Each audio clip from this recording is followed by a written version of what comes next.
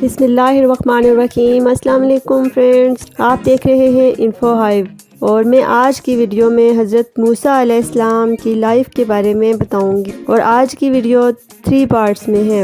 چلیں سٹارٹ کرتے ہیں۔ حضرت موسیٰ علیہ السلام ایک جلیل القدر پیغمبر تھے جنہوں نے اس دور کے جابر حکمران فرعون منقح سے ٹکر لی اور باطل کو چاروں شانے شکست دے کر اللہ کی حاکمیت کا لوہا منوا لیا۔ حضرت ہارون علیہ السلام حضرت موسیٰ علیہ السلام کے بڑے بھائی تھے اور وہ بھی نبی تھے۔ ہر مہم اور ہر آزمائش میں حضرت موسیٰ علیہ السلام کے ساتھ رہے۔ مصر کے بادشاہ فرعون نے ایک بھیانک خواب دیکھا اور سخت خوفزدہ ہو گیا۔ اس نے اپنے تمام نجومیوں اور کاہنوں کو طلب کیا اور خواب کی تعبیر چاہی۔ کاہنوں اور نجومیوں نے زائچے کھینچے اور مشترکہ فیصلہ دیا کہ ایک ایسا بچہ دنیا میں آنے والا ہے جو تیری سلطنت کو تباہ و برباد کر دے گا۔ اس پر فرعون نے حکم دیا کہ پیدا ہونے والے تمام بچوں کو قتل کر دیا جائے۔ حضرت موسیٰ علیہ السلام کی والدہ نے بچے کی پیدائش کو انتہائی خفیہ رکھا اور 3 ماہ تک دنیا کی نظروں سے پوشیدہ رہ کر حضرت موسیٰ علیہ السلام کی پرورش کرتی رہیں۔ ان کی والدہ سخت پریشان تھیں۔ اللہ تعالیٰ نے ان کی اس پریشانی میں مدد فرمائی اور ان کے دل میں ڈال دیا کہ ایک ایسا صندوق بناؤ جس پر پانی اثر نہ کر سکے اور ہوا بھی برابر اندر جا سکے۔ اس میں بچے کو محفوظ طریقے سے بند کر دو اور دریائے نیل میں بہا دو۔ حضرت موسیٰ علیہ السلام کی والدہ نے ایسا ہی کیا۔ صندوق بہاؤ کی سمت بہہ نکلا۔ حضرت موسیٰ علیہ السلام کی ہمشیرہ فطری محبت سے مجبور ہو کر کنارے کنارے صندوق کے ساتھ ساتھ دوڑنے لگیں۔ اللہ تبارک و تعالی حضرت موسیٰ علیہ السلام کے محافظ تھے، اور جس کی حفاظت خود اللہ کرے اسے کون مار سکتا ہے۔ ادھر اللہ تعالیٰ کی قدرت دیکھیے کہ فرعون کی بیوی آسیہ نیل کے کنارے محل کے باغ میں اپنے کنیزوں کے ہمراہ موسم سے لطف اندوز ہو رہی تھی کہ لکڑی کا صندوق کنارے پر آ لگا۔ کنیزوں نے ملکہ کے کہنے پر صندوق کھولا تو صندوق میں ایک نہایت خوبصورت نوزائیدہ بچہ انگوٹھا چوس رہا تھا۔ فرعون کی بیوی بچے کو دیکھ کر بہت خوش ہوئی۔ کچھ عرصے بعد فرعون نے بچے کو دیکھا اور اسے خیال ہوا کہ بچے کو قتل کر دیا جائے، لیکن فرعون کی بیوی اس کے سامنے آ گئی اور اس نے ہیلے بہانے سے اللہ کے فضل و کرم سے بچے کو بچا لیا۔ مشیت الہی کے سامنے کوئی دم نہیں مار سکتا۔ فرعون کیا چیز تھا؟ اب بچہ کسی کا دودھ نہیں پی رہا تھا۔ علماء کرام اور مفسرین نے فرعون کی بیوی کا نام آسیہ بتایا ہے، اور قرآن حکیم میں مومنہ کہا گیا ہے۔ وہ فرعون کے خاندان ہی سے تھیں۔ اب اس بارے میں فرعون کی بیوی پریشان ہوئی کہ بچے کو دودھ کیسے پلایا جائے۔ اس وقت بچے کی ہمشیرہ جو فرعون کی کنیزوں میں سے ایک تھیں، وہ دریا کے کنارے کنارے صندوق کے ساتھ ساتھ آئی تھیں۔ انہوں نے حضرت آسیہ کو صندوق اٹھاتے اور کھولتے دیکھ لیا تھا۔ وہ بول اٹھیں کہ میں ایک ایسی عورت کو جانتی ہوں جو اس بچے کو دودھ پلا سکتی ہے۔ فرعون کی بیوی آسیہ نے کہا، ہاں جاؤ اس عورت کو لے آؤ۔ بچے کی والدہ اپنے گھر میں بے چین اور بے قرار تھیں کہ لڑکی نے آ کر تمام قصہ کہہ سنایا اور کہا، فوراً چلیے، ملکہ نے آپ کو بلایا ہے۔ مامتا کے دل کو چین آیا اور فوراً ملکہ کے پاس پہنچ گئی، اور اس طرح اللہ تعالیٰ نے اپنا وعدہ پورا فرمایا، اور اللہ تعالیٰ نے اپنے بندے پر خاص رحم و کرم فرمایا، اور موسیٰ علیہ السلام فرعون کے محل ہی میں پرورش پانے لگے۔ حضرت موسیٰ علیہ السلام شاہی محل میں پرورش پاتے رہے۔ نہایت دلیر جوان نکلے، چہرہ باروب، مردانہ وجاہت کا پیکر، گفتگو باوقار، سنجیدہ اور متین مزاج تھے۔ شاہی تربیت اور پھر اللہ تعالیٰ نے خاص عظمت اور شان عطا فرمائی تھی۔ جوان ہونے پر انہیں یہ معلوم ہو گیا کہ ان کی قوم غلام ہے اور ان کے شاہی خاندان سے کوئی قرابت نہیں۔ وہ دیکھ رہے تھے کہ حاکم قوم بنی اسرائیل پر سخت ظلم و ستم ڈھاتی ہے۔ ان کی اس غلامی اور ذلت پر حضرت موسیٰ علیہ السلام کا دل کڑتا اور خون کے گھونٹ پی کر رہ جاتے۔ بعض اوقات وہ اپنی قوم کی حمایت بھی کر ڈالتے تھے۔ اس حمایت کا نتیجہ یہ نکلا کہ مصریوں نے بنی اسرائیل پر ظلم و ستم کرنے میں کمی کر دی۔ اللہ تعالیٰ نے انہیں اپنی خاص رحمت سے نوازا اور جسمانی خوبصورتی، طاقت اور قوت کے علاوہ علم و حکمت سے بھی نوازا۔ سن بلوغت تک پہنچ کر ان میں قوت فیصلہ اور علم و نظر بھی کمال درجے تک پہنچ گئے۔ وہ روحانی اور جسمانی دونوں طرح عروج کمال حاصل کر گئے۔ قرآن پاک میں بھی اللہ تعالیٰ فرماتے ہیں، اور جب موسیٰ علیہ السلام پہنچا اپنے زور پر تو بخشا ہم نے اس کو قوت فیصلہ، اور اس طرح ہم نیکوکاروں کو بدلہ دیا کرتے ہیں۔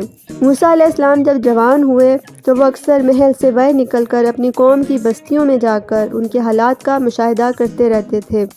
ایک مرتبہ وہ ایک جگہ جا رہے تھے تو انہوں نے دیکھا کہ ایک مصری ایک اسرائیلی کو زبردستی پکڑ کر گھسیٹ رہا تھا۔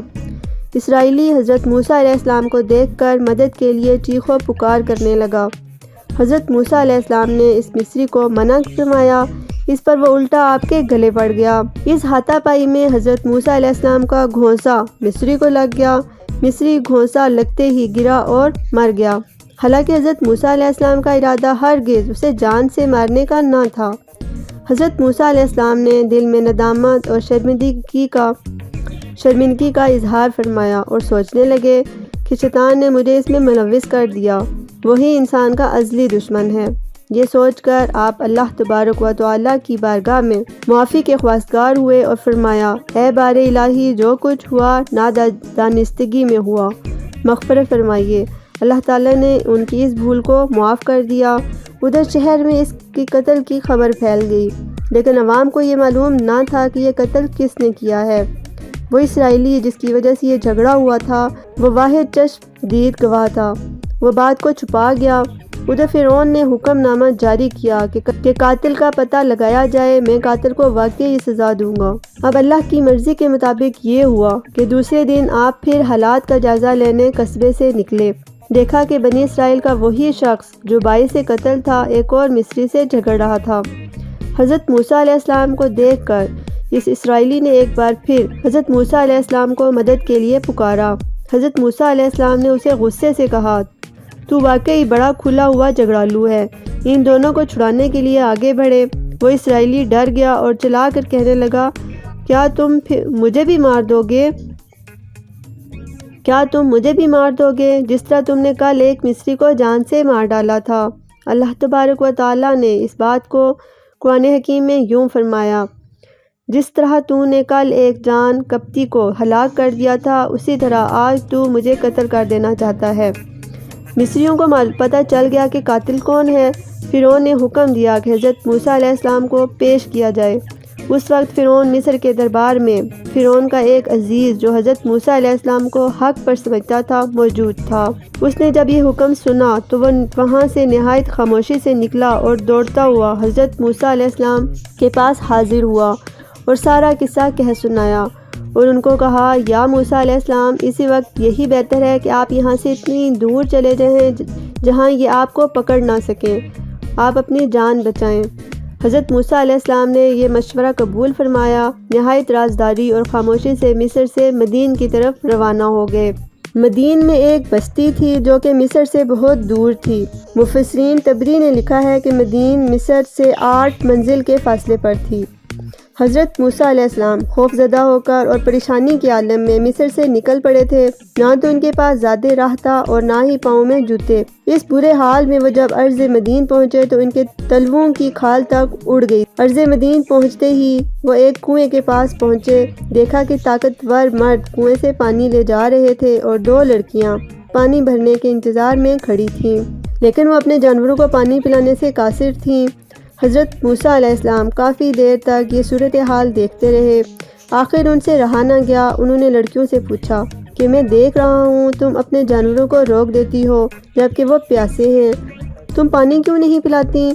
اس پر وہ لڑکیاں بولیں، اے شریف آدمی، ہم کمزور لڑکیاں ہیں، ہمارے والد بے حد ضعیف ہیں، یہ ظالم لوگ ہماری باری آنے ہی نہیں دیتے، جب یہ سب پانی پلا چکیں گے تب ہماری باری آئے گی، یہ روز کا معمول ہے۔ اس پر حضرت موسیٰ علیہ السلام برداشت نہ کر سکے، وہ آگے بڑھے اور زبردستی تمام بھیڑ کو ایک طرف کرتے ہوئے لڑکیوں کے جانوروں کو پانی پلا دیا۔ لڑکیاں بہت خوش ہوئیں اور واپس گھر چلی گئیں۔ حضرت موسیٰ علیہ السلام ایک درخت کے سائے میں بیٹھ گئے اور سستانے لگے۔ ادھر جب لڑکیوں کے والد نے خلاف معمول لڑکیوں کو جلدی گھر آتے دیکھا تو پوچھا، آج جلدی کیسے آ گئیں؟ لڑکیوں نے سارا ماجرا کہہ سنایا۔ ان کے والد نے یہ بات سن کر کہا، فوراً جاؤ اور اس مصری کو ساتھ لے آؤ۔ ادھر موسیٰ علیہ السلام مسافرت اور بھوک پیاس کی وجہ سے پریشان تھے، اپنے اللہ سے کہہ رہے تھے، اے پروردگار، تو میرا حال مجھ سے بہتر جانتا ہے، میرے لیے اپنی رحمت خاص سے مدد فرما، میں تجھ ہی سے مدد چاہتا ہوں اور تیرا ہی طلبگار ہوں۔ وہ یہ سوچ رہے تھے کہ دونوں لڑکیاں پہنچ گئیں اور باپ کا پیغام دیا کہ والد آپ کو بلاتے ہیں۔ حضرت موسیٰ علیہ السلام سمجھ گئے کہ یہ امداد غیبی ہے۔ وہ لڑکیوں کے ہمراہ ان کے گھر پہنچے۔ لڑکیوں کے والد نے ایک بزرگ اور نہایت سیرت صالح آدمی تھے۔ آنے والے مہمان کی نیچی نگاہوں میں شرم و حیا دیکھی تو انہیں کھانا کھلا دیا اور اطمینان کے ساتھ ان کے حالات سنے اور تمام واقعات سن کر فرمایا کہ اللہ کے فضل و کرم سے تم ان ظالموں کے ظلم سے بچ نکلے ہو، اب یہاں رہو، تمہیں کوئی ڈر نہیں۔ حضرت موسیٰ علیہ السلام کی شرافت دیکھتے ہوئے اس مرد صالح لڑکیوں کے والد نے حضرت موسیٰ علیہ السلام کو اپنے ہاں بکریاں چرانے کے لیے نوکر رکھ لیا اور وعدہ کیا کہ اگر 8 سال تک بکریاں چرائے تو میں اپنی لڑکی تیرے نکاح میں دے دوں گا، اور اگر تو 2 سال اور چرائے تو یہ تیری مرضی ہے۔ الغرض حضرت موسیٰ علیہ السلام نے یہ وعدہ قبول فرمایا۔ مفسرین کا کہنا ہے کہ حضرت موسیٰ علیہ السلام نے 10 سال تک بکریاں چرائیں، پھر ان بزرگ صالح نے اپنی بیٹی کی شادی حضرت موسیٰ علیہ السلام کے ساتھ کر دی اور 10 سال کے عرصے میں بکریوں کا ریوڑ جس میں اضافہ ہوا تھا حضرت موسیٰ علیہ السلام کے حوالے کر دیا۔ حضرت موسیٰ علیہ السلام شادی کے کچھ عرصے تک وہیں رہے۔ بعض مفسرین کا اس میں بھی اختلاف ہے، کہتے ہیں کہ آپ اپنی بیوی اور بکریوں کا ریوڑ لے کر فوراً چل دیے۔ اسی اثنا میں ایک دن حضرت موسیٰ علیہ السلام وادی سینا سے گزر رہے تھے کہ انہیں آگ کی ضرورت پڑی۔ آپ آگ کی تلاش میں ادھر ادھر نکلے کہ کوہ طور پر انہیں روشنی دکھائی دی۔ وہ سمجھے کہ وہاں آگ ہے۔ انہوں نے بیوی بچوں اور ریوڑ کو وہیں چھوڑا اور آگ کی تلاش میں پہاڑ کی جانب چل پڑے۔ چلتے چلتے جب آپ پہاڑ کے نزدیک وادی ایمن میں پہنچے، قرآن پاک میں ارشاد ہے، پھر موسیٰ نے اپنی بیوی سے کہا، تم یہاں ٹھہرو، میں نے آگ دیکھی ہے، شاید اس میں کوئی چنگاری تمہارے لیے لا سکوں یا وہاں الاؤ پر کسی کو رہبر پا سکوں۔ حضرت موسیٰ علیہ السلام جب اور قریب پہنچے تو دیکھا کہ عجیب آگ ہے، اس کی روشنی درخت پر پڑتی ہے لیکن نہ تو جلتی ہے نہ ہی بجھتی ہے۔ وہ اس عجیب روشنی کو دیکھنے اور آگے بڑھے، لیکن جوں جوں وہ آگے بڑھتے تو آگ دور ہوتی چلی جاتی تھی۔ دیکھ کر موسیٰ علیہ السلام خوفزدہ ہو گئے اور پیچھے ہٹے۔ پیچھے ہٹنے پر آگ قریب آ گئی اور آواز آئی، اے موسیٰ، ادب و احترام سے اپنی جوتی اتار دے، میں ہوں اللہ تیرا اور تمام جہانوں کا رب، تو مقدس وادی میں کھڑا ہے اور میں تجھے نبوت کے لیے چن لیا ہے۔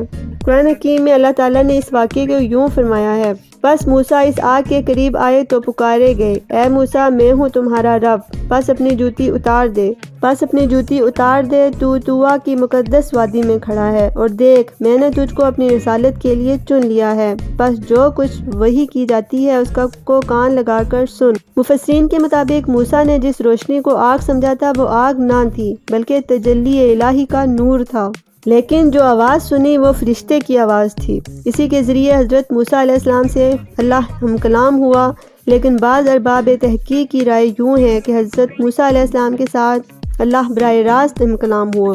حضرت موسیٰ علیہ السلام نے اللہ کا کلام سنا تو خوشی اور حیرت سے پھولے نہ سمائے اور سجدے میں گر گئے اور رب عظیم کا شکر بجا لائے۔ حضرت موسیٰ علیہ السلام ورطۂ حیرت میں سجدے سے اٹھے تو پروردگار عالم نے یہ پھر فرمایا، اے موسیٰ علیہ السلام، یہ تیرے دانے ہاتھ میں کیا چیز ہے؟ حضرت موسیٰ علیہ السلام بولے، یا رب العزت، میرے دانے ہاتھ میں میری لاٹھی ہے جسے میں چراتے وقت بکریاں ہانک لیتا ہوں اور اپنی بکریوں کے لیے چارہ اکٹھا کرتا ہوں، یعنی درختوں سے پتے جھاڑ لیتا ہوں۔ پھر موسیٰ علیہ السلام نے کہا، یا رب العالمین، میں اسے اپنی ضرورت کے اور بھی کام کرتا ہوں۔ اس پر اللہ تعالیٰ نے حضرت موسیٰ علیہ السلام سے فرمایا، اے موسیٰ، اپنی اس لاٹھی کو زمین پر ڈال دے۔ حضرت موسیٰ علیہ السلام نے حکم الہی کی تعمیل کرتے ہوئے اپنی لاٹھی زمین پر ڈال دی۔ حکم خداوندی سے لاٹھی زمین پر گرتے ہی ایک خوفناک بہت بڑا سانپ یعنی اژدہا بن گئی۔ اژدہا خوفناک آواز میں پھنکارنے لگا اور دوڑنے لگا۔ حضرت موسیٰ علیہ السلام گھبرا گئے اور خوف سے بھاگ نکلے۔ اسی وقت آواز آئی، اے موسیٰ علیہ السلام، مت ڈرو، اس کو پکڑ لو، ہم اسے پھر لاٹھی بنا دیں گے۔ حضرت موسیٰ علیہ السلام کی لاٹھی 2 شاخیں تھی، اب یہ اژدہا بھی 2 سروں والا تھا۔ آپ نے حکم الہی کی تعمیل فرمائی۔ اب آپ کا ڈر خوف دور ہو چکا تھا۔ آپ آگے بڑھے اور لاٹھی کو پکڑ لیا۔ آپ نے جو ہی لاٹھی پکڑی وہ خوفناک اژدہا جو دونوں منہوں سے پھنکار رہا تھا پھر لاٹھی بن گیا۔ رب کریم فرماتے ہیں، اللہ تعالیٰ نے فرمایا، موسیٰ، اس کو پکڑ لو اور خوف نہ کھاؤ، ہم اس کو اس کی اصلی حالت میں لوٹا دیں گے۔ اب ایک بار پھر موسیٰ علیہ السلام کو پکارا گیا اور اللہ تعالیٰ نے حکم دیا، اپنے دانے ہاتھ کو اپنی قمیض کے اندر داخل کر کے بغل کو چھو کر ہاتھ باہر نکال لیجئے، پھر دیکھیے کہ ہمارے حکم سے کیا ہوتا ہے۔ موسیٰ علیہ السلام نے ایسا ہی کیا، ہاتھ بغل سے مس کر کے باہر نکالا، آپ کا ہاتھ چاند کی طرح بے داغ سفید چمکنے لگا۔ فرمان الہی ہے، اور ملا دے اسے اپنے ہاتھ کو اپنی بغل کے ساتھ، نکل آئے گا وہ سفید بغیر کسی مرض کے، یعنی برس سے پاک۔ یہ دوسری نشانی ہے۔ اللہ تعالیٰ نے حضرت موسیٰ علیہ السلام کو نبوت اور رسالت کے دو بڑے نشان عطا فرمائے، اور یہ نشان ان کی نبوت اور صداقت کی واضح دلیل تھی۔ اللہ تعالیٰ نے انہیں نبوت اور رسالت سے نوازا اور انہیں یہ معجزے بھی عطا فرما دیے تاکہ موسیٰ علیہ السلام اللہ کی بڑی شان اور عظمت کا خود مشاہدہ کر سکیں۔ فرمان الہی ہے تاکہ ہم تجھے اپنی بڑی نشانیوں کا مشاہدہ کرا دیں۔ پھر فرمایا، پس تیرے پروردگار سے فرعون اور اس کی جماعت کے مقابلے میں تیرے لیے یہ واضح دلیل ہے، بلا شبہ فرعون اور اس کی جماعت نافرمان قوم ہے۔ دوستو، آج تک کی ویڈیو اتنی ہی، امید ہے آپ کو پسند آئی ہوگی۔ اسی طرح کی مزید دلچسپ ویڈیوز دیکھنے کے لیے اسی ویڈیو کے نیچے سبسکرائب کا بٹن ہے، وہ پریس کر دیں، اور ساتھ ہی بیل آئیکن بھی پریس کر دیں تاکہ جب بھی میری کوئی نئی ویڈیو آئے تو اس کی نوٹیفیکیشن آپ کو مل سکے اور آپ میری ویڈیو سب سے پہلے دیکھ سکیں۔ اس کے ساتھ ہی ابھی اجازت، خوش رہیں اور اپنوں کا خیال رکھیں۔ اللہ حافظ۔